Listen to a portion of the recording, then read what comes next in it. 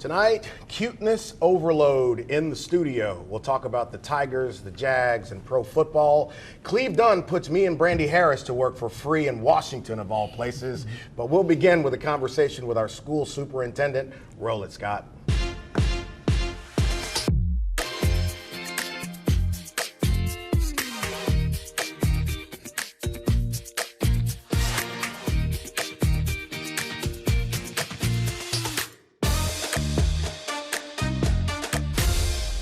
You know, I'm not joking about that putting us to work part in Washington, D.C. You'll see what I mean coming up in the next segment. But first, our school superintendent is back here on the set with us to talk about what's happening at EBR schools.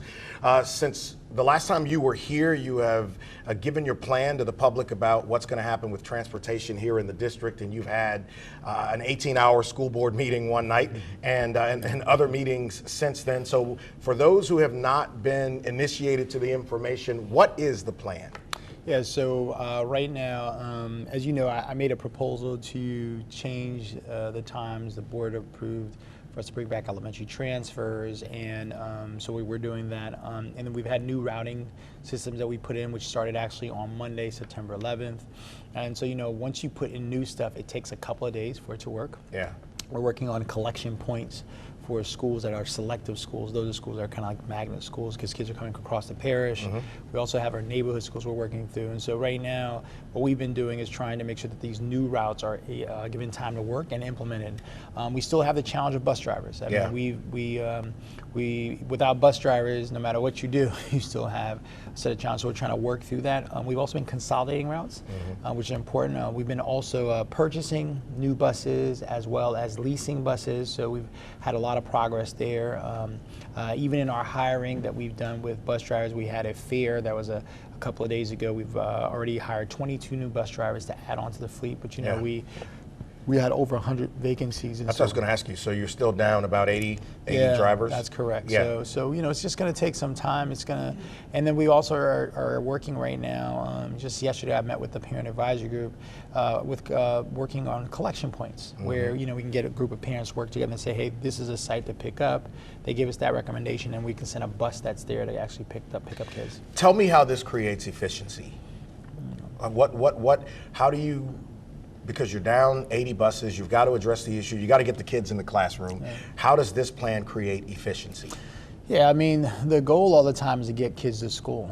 Some things that we can do, for example, you know, try to make sure that every child's picked up, make sure that we're communicating with parents to make sure that they are aware about what adjustments we make, you know, route shifting and those things. And from an efficiency standpoint, the day gets better and better as we get used to the current routes. Okay. This week feels kind of brand new, like the first week of school, because we had to redo some things. And so, and from an efficiency standpoint, every single day as we are continuing to get the routes to run through, the timing will get better. Yeah. But we'll still have some different set of challenges. Well, I'm sure you knew going into this that you were going to receive some backlash from parents because it disrupts people's normalcy, which no one likes. Everybody likes their routine to remain the same. Yeah. So I'm sure you thought about that going in. Yeah. What was your plan to communicate the outcome, the return on investment to them, even though you knew some were going to be upset with you about it? Yeah, you know, as a superintendent or in positions like mine, you know you're going to get some, you know, feedback, critique, or anything that you propose. You know, if you say A, but somebody's going to say, well, it should be B, C, and D. Right. My job all the time is to give you the best option. And so what we did was, you know, we looked at the supply and demand. We worked with the governor's office of the National Guard, different folks, and we said, hey, here is an option we think that can help this city, which was the 3-tier approach. You know, folks were really upset about that. They didn't want to change. And so we said, okay, let's make some adjustments. And so like my view of the world is all the time is I have to keep giving the best recommendations in order for adjustments to be made, regardless of, you know, if it makes people feel a particular way. Right. You know, there's a lot more about this that I want us to get into, but you and I talked about this before. I said this last week when a couple of your team members were here to talk about the recruitment effort. I have no problem with people showing up to voice their disagreement with your plan and to say that they don't like it. That comes with the territory. You got the job. You know that's going to come with it. What I had a problem with was the nature of the criticism. It was personal. It was over the top. It was darn near racial in the way that it went. And I'm thinking, it's time out for that, okay? You could come to the board meeting and you could say you have a problem with something, but there's no reason to act like a you-know-what fool for 5 hours. So you talked about this a little bit at BRCC last week. Let's talk about that, because you have never said, I don't want to be criticized. But dude, that was over the top. What about that? I mean, you know, what I've learned about Baton Rouge, just like any other city I've worked in, is we have a great community and people are passionate about what they're passionate about. Yeah. You know, the challenge to me is never a resource issue, but is we have to move in one direction. And what the challenge is when you have a place that is sometimes so many different perspectives and opinions, and so many times that we haven't been able to move in one direction, this bubbles up, right? Yeah. And the school system, because we are a part of everyone's lives, Yeah. right, in one way, shape, or form, it becomes very challenging in terms of like how people feel that they have to advocate. And I tell folks, advocate, but we got to move in a direction. Yeah. And a part of being the superintendent is my goal is to facilitate us to move in that direction as quickly as possible. And when you get in a crisis, Yeah. you have to be able to lead through that. Look, I got a little less than a minute left. What is your expectation for the year with these changes you've made? Yeah, the goal is that we're going to keep improving over time with how the routes are. You know, we've given extension for kids who come in late to make sure that parents are not penalized with that. And then we just keep going. I mean, school is actually going on, and Right. that's going good. So if we're unable to cover routes, we'll start calling families and say, hey, you need to bring kids in. Right. That's just how we'll kind of manage it. Quickly, when is State of the District? Are you doing it? When? Yeah, we do plan on doing. We're going to have a date for that soon. Okay. And so we'll get back to you, and I'll let you know what that date is. Thank you, Mr. Superintendent. Thank you so much. All right, Yeah. Cleve Dunn is in studio, and we'll find out how he pulled a fast one on me and Brandy. So, he's a businessman. He represents Metropolitan Council District number 6, and he's a closer. So here's how this thing went last year. Baton Rouge meets DC. Fantastic opportunity to pull a bunch of leaders together to have a panel discussion. Yes. My guy said, hey, would you mind emceeing or moderating the panel discussion? I said, absolutely. I love DC. It took a few weeks to realize it was 3 panels. And I did them all. So he said, no, you're not gonna have to do 3 panels again, man, it's fine. So then I see he got Brandy to get up there, come to DC as well, and we're gonna host them together. Now It's 4 panels, and you did a great job last year, I might add. So. And when did I find out I'm not doing 1, I'm doing 2? About 10 minutes when ago. we walked into the building.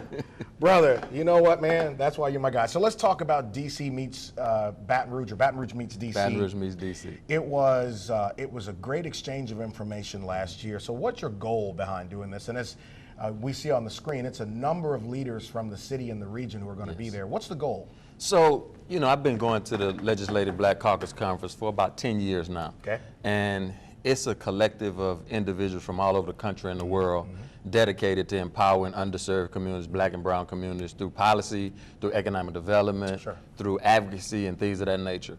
And what I didn't see when I was going was anything dedicated or focused on Baton Rouge. Capital city. I felt like we needed to make a signature event where we promote brand Baton Rouge, its infrastructure, its economic drivers, and make sure that we advocate for resources to come down from the federal level to help expand on the things and the work that we're doing here. What were the biggest wins out of last year? I'm glad you asked that. It's actually been a build-up. The biggest win is with me serving on the Baton Rouge Metro Airport Commission and advocating for more direct flights, more origins, more destinations. And the conversation evolved at Baton Rouge meets DC about this direct flight to DC. Yeah.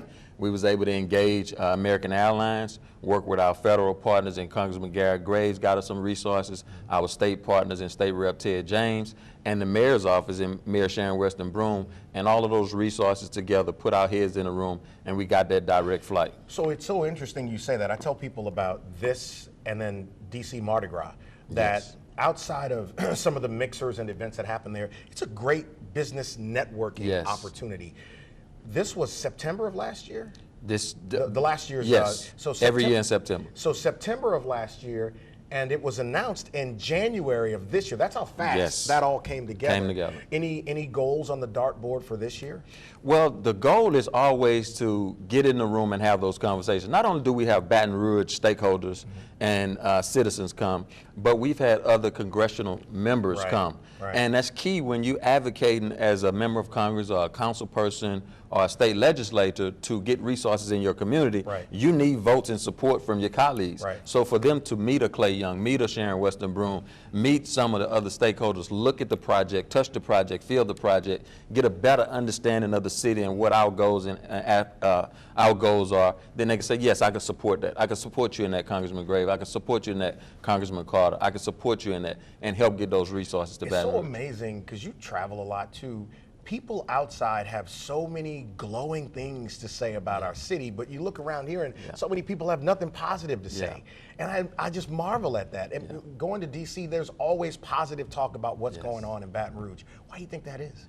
I don't know. I think sometimes we can kind of, through our desire and our goals to have better and do more and see our city grow, sometimes we don't see the growth that's existing. Right. And other people from the outside can see it. Yes. Right. And it's funny that you mentioned that. We got a lot of comments from others from around the country about what we were doing with the mixer and the panels and putting Baton Rouge on display. And other cities are starting to model that now.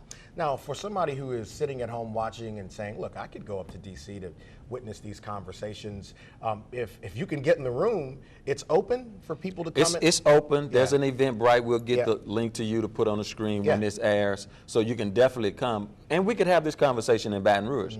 The biggest thing is having it in the nation's capital, where a lot of resources are to impact our infrastructure, our health care, our higher education, our secondary and elementary education. All of these resources come down from the federal level. We have state budgets, local budgets, but it enhances the impact of the project, the mission, and everything if you have federal dollars to match. Tell everybody what the panels are about. Well, we have several panels. We have 4 this year, as you mentioned. Yes. Tourism, small business, urban development is on one panel. There's an elementary and secondary education panel. There's a 21st century policing panel that also focuses on crime prevention and health care. There's a utilities panel where we have Devontae Lewis, the commissioner.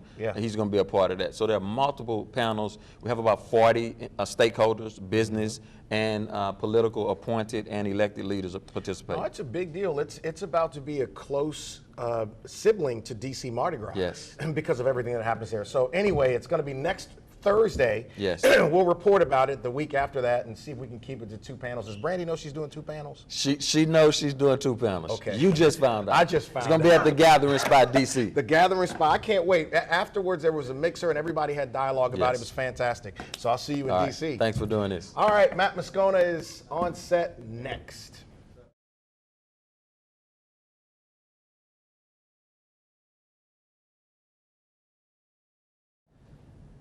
God, he's annoying. Matt Moscona is the host of After Further Review on ESPN here in Baton Rouge and New Orleans and Lafayette.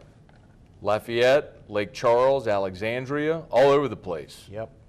Soiling people's afternoons every weekday. But he's Got all also that the on host video, of too. He's also the host of the post-game show at say it for me. At Don Juan Cigar Bar, whiskey and wine. Him As soon as the clock hits 0 on every LSU game. Already in the promo voice, him and T-Bob Hebert. So we've had a couple weeks of college football, a week of NFL football.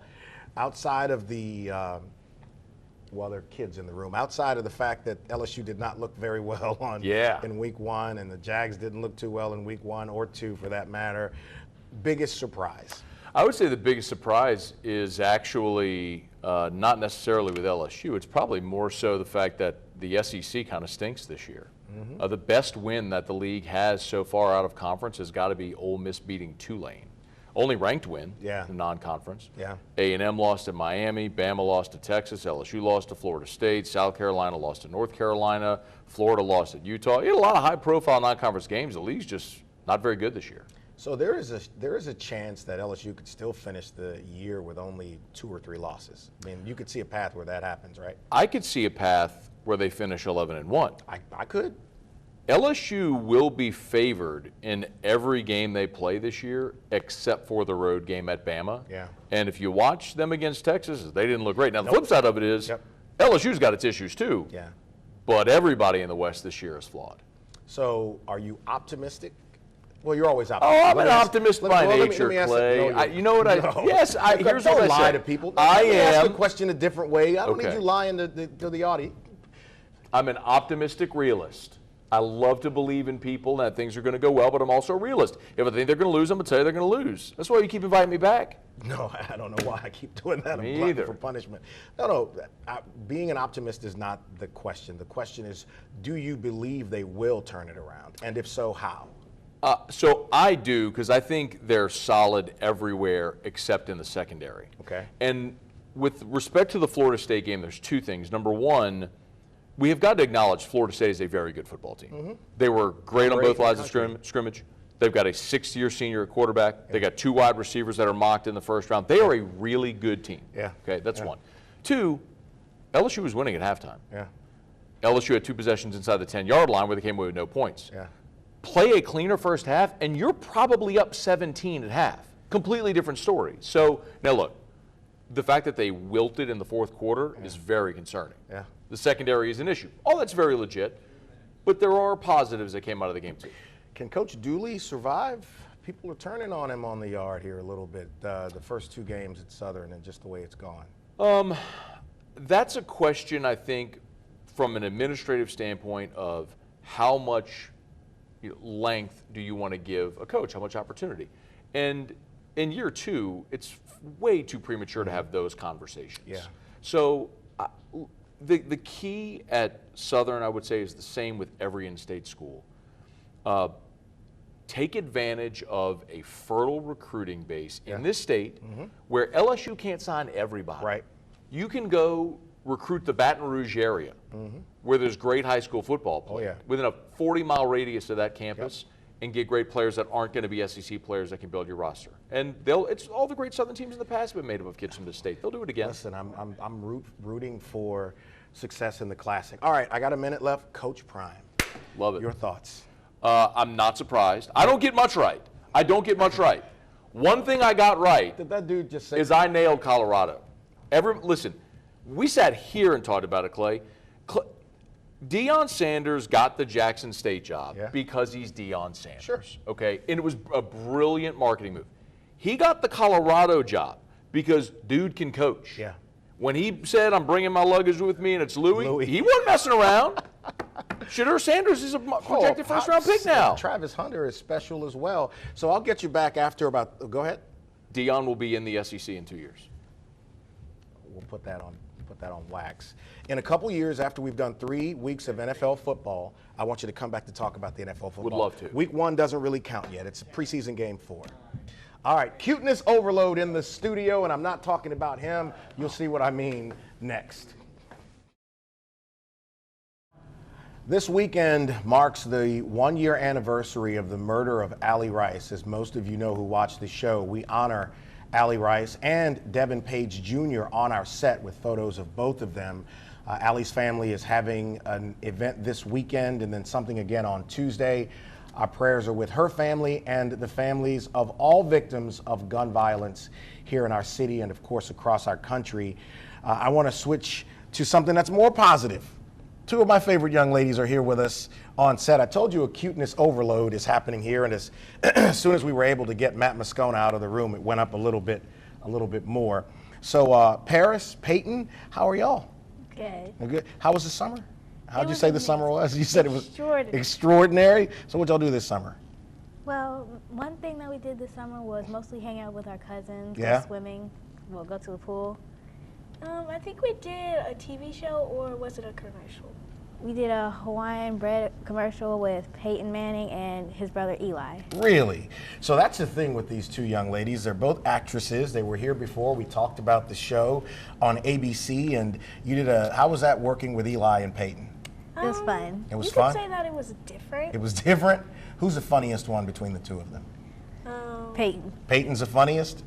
Was that because he's a namesake for one of y'all, or he's just funnier? He's just funny. He's just funnier. So school year has started, right? You guys excited about that? Yes. So tell everybody about wanting to be actresses and what y'all hope to do one day. Well, I hope that I can change the world by inspiring other young black girls to do acting. Awesome. And you? Well, I want to inspire other kids to like do acting and like face their fears and, you know, do things that they really want to but don't really have the time to. So what's your favorite subject in school? Science. Science. Why science? Because it's more fun than math is. You get to do different kinds of experiments, learn different kinds of things. Math, no. I'm with you on that I one. used to like math. Math is different now. Math will help you a little bit later on, but it's more addition and subtraction that you'll Yes. care about. What about you?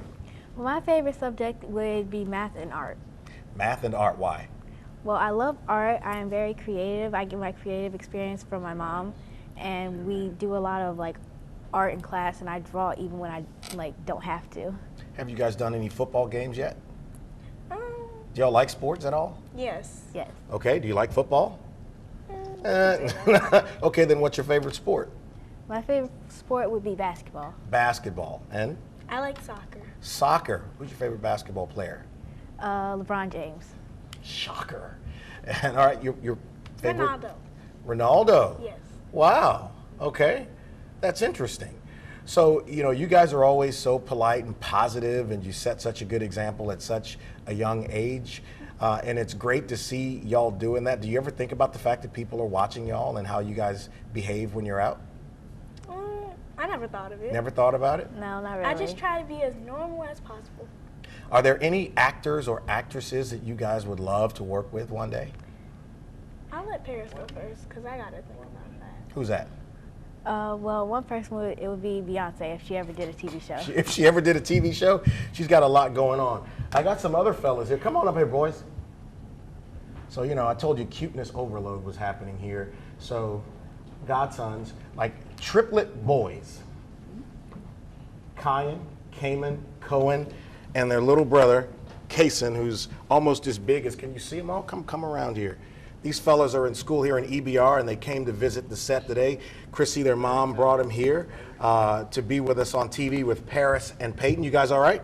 Yes. You good? You good? What grades? Fourth, and second. And so these are the identical twins right here, and the other brother right here, who's the tough guy. And then here's the tank of a little fella right here. Kason, how old are you? 7. I call him the king because he's got hands as big as my feet. He's going to be a big guy one day. All right. Y'all have a great weekend.